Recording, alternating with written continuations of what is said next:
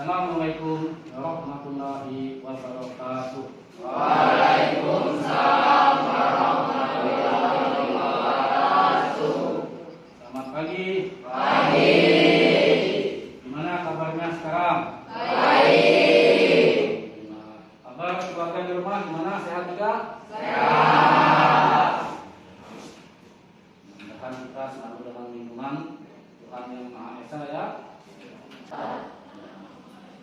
Seperti biasa, sebelum memulai belajar kita berdoa dulu. Berdoa dipimpin oleh Ketua Kelas. Silakan. Ketua Kelas Indra Gunawan.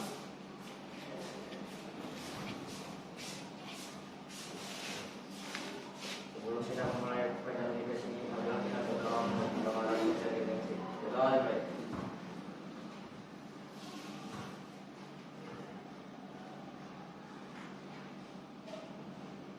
Berdoa baik.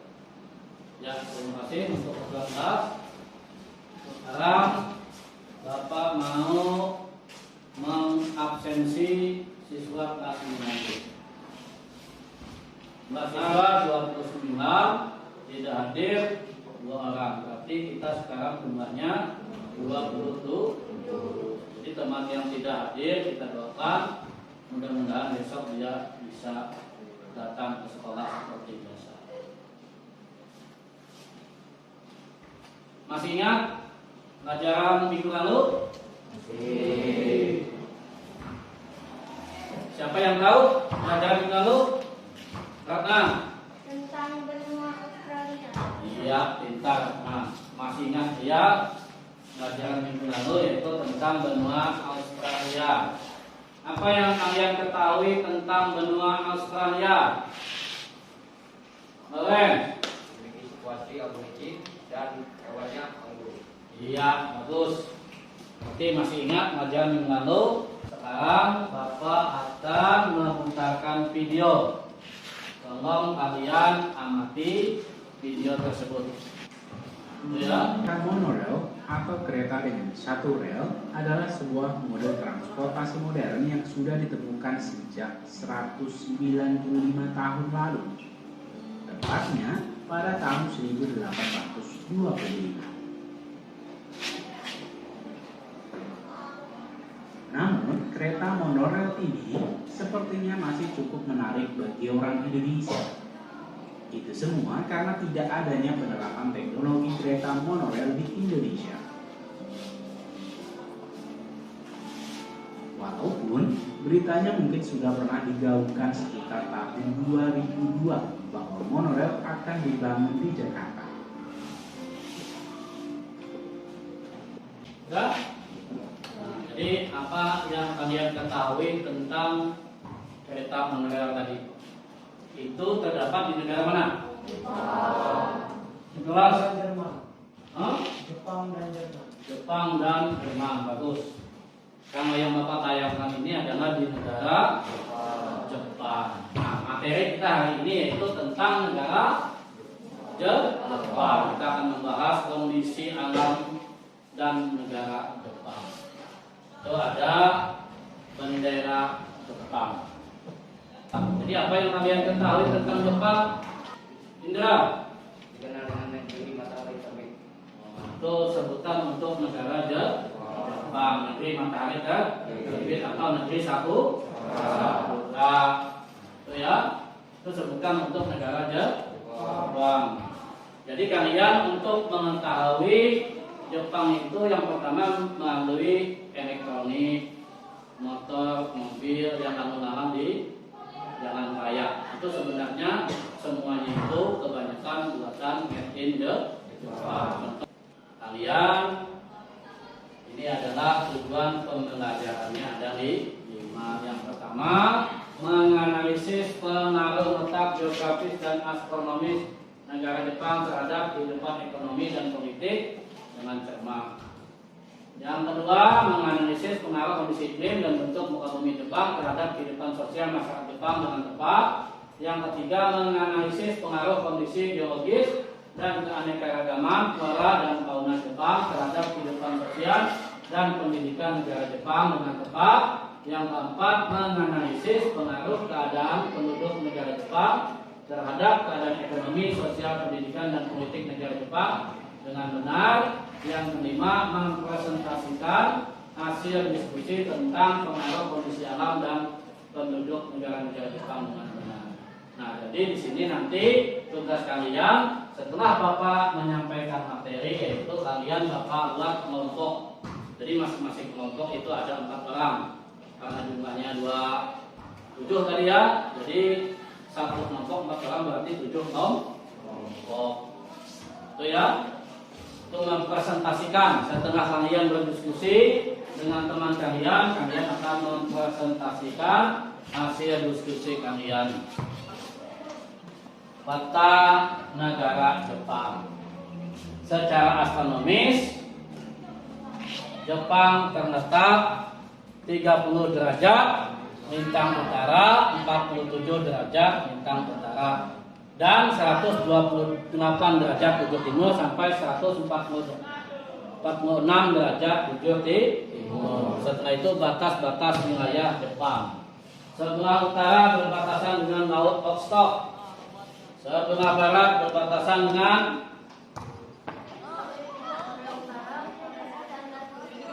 berarti sebelah barat berbatasan dengan Korea Utara, Korea Selatan, dan si Rande. Sebelah timur berbatasan dengan mana?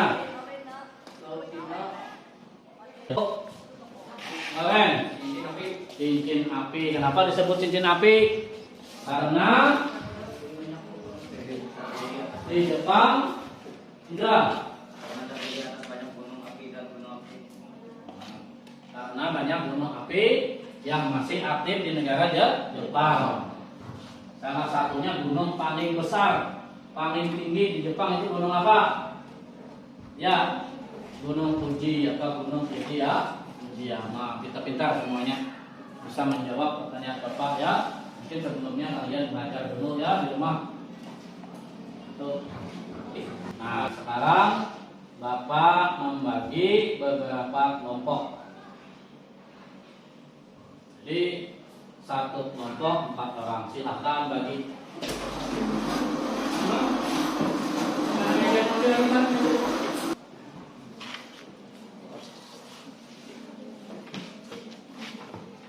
Jadi tugasnya Bapak kasih kurang lebih 20 menit untuk mengerjakan.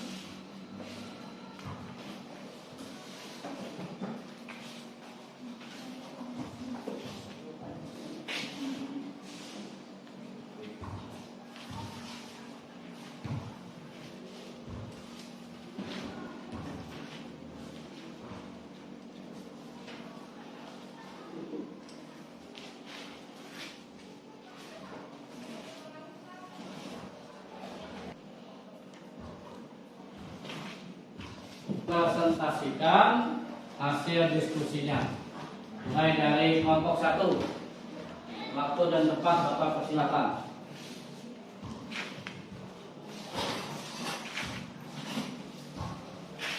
Halo, perkenalkan saya Alma Primara, perwakilan dari kelompok 1. Kelompok 1 yang beranggotakan Amafina Nasya Putri, Andri Maniela, Riani Persari, dan saya sendiri Aldi yang beriman. Saya akan membacakan hasil diskusi kami. 1. Mengapa gunung askal di Jepang bisa meletus? Bisa jadi gunung askal meletus karena endapan magma di dalam bumi yang didorong keluar oleh gas yang bertekanan tinggi. 2. Menurut kelompok kalian, apakah ada dampak gunung meletus bagi keadaan penduduk Jepang? Tentu saja ada. Salah satu dampaknya adalah menyebabkan kebakaran hutan jika ekosistem hutan panjang. 3. Apakah ada manfaat setelah terjadinya gunung api meletus? Tentu saja ada. Abu vulkanik yang dikeluarkan oleh gunung berapi saat terjadi erupsi dapat menimbulkan tanah di sekitarnya karena mengandung hara tanaman.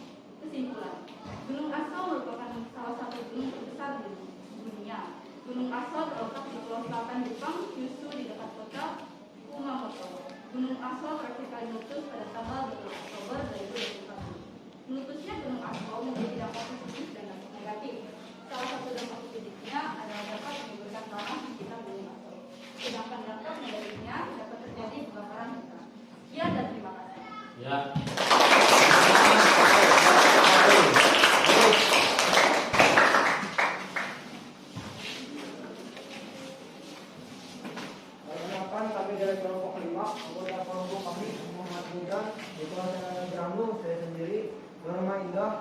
oleh Asifa. Saya akan membacakan hasil diskusi kami. 1. Mengapa Jepang mengimpor batu bara dari Indonesia? Karena batu bara dari Indonesia dalam beberapa tahun belakangan dan di masa mendatang adalah untuk memenuhi kebutuhan pembangkit listrik di Jepang. Pemanfaatan batu bara memiliki prospek yang baik, terutama dari sisi harga yang tergolong kompetitif dalam beberapa tahun mendatang. 2. Menurut kelompok kalian, bagaimana agar batu bara tidak dieksploitasi oleh negara lain? Pemerintah harus lebih ketat dalam melakukan pembatasan produksi batu bara dan pemerintah lebih hati-hati dalam memberikan izin kepada pengusaha dalam mengeruk hasil tambang batu bara untuk diekspor. 3. Mengapa negara Jepang sangat ketergantungan batu bara dari Indonesia? Berikan alasannya. Karena batu bara dari Indonesia ke Jepang lebih menguntungkan dari sisi angkutan laut dibanding dengan batu bara dari Australia. Kesimpulan, Jepang masih mengandalkan impor batu bara dari Indonesia. Bahkan dalam beberapa tahun belakangan, volumenya mengalami peningkatan yang tajam. Peningkatan impor batu bara subbituminus dari Indonesia dalam beberapa tahun belakangan dan di masa mendatang adalah untuk memenuhi kebutuhan pembangkit listrik di Jepang. Pemanfaatan batu bara subbituminus memiliki prospek yang baik, terutama dari sisi harga yang tergolong kompetitif dalam beberapa tahun mendatang. Ya, tepuk tangan untuk semua. Terima kasih masing-masing ketua kelompok ini yang sudah mempresentasikan hasil diskusinya. Semuanya hasil diskusinya sangat baik. Setelah itu kalian ada tugas satu lagi, yaitu melalui HP yang Bapak bagikan linknya pagi tadi, yaitu tentang krisis. Silakan buka linknya, dijawab sekarang.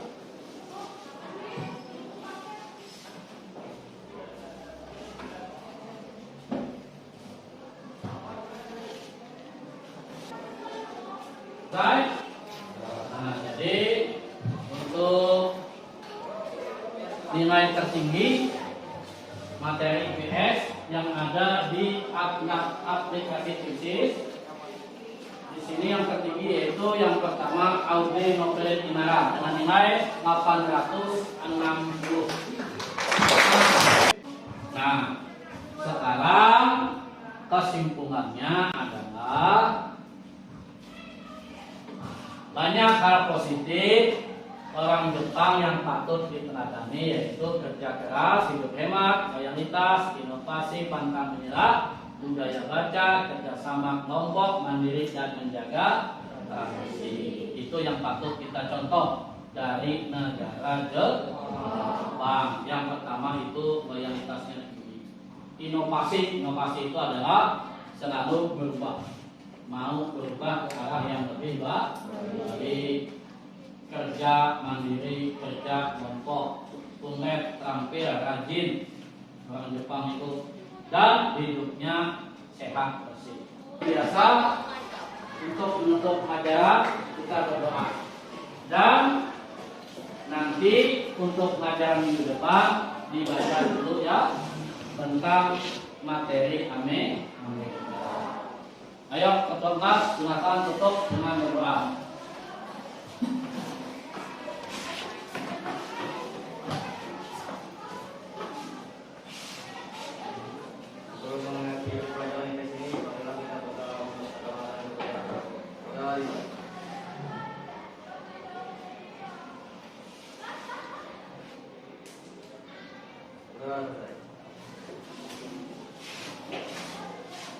Ya, terima kasih.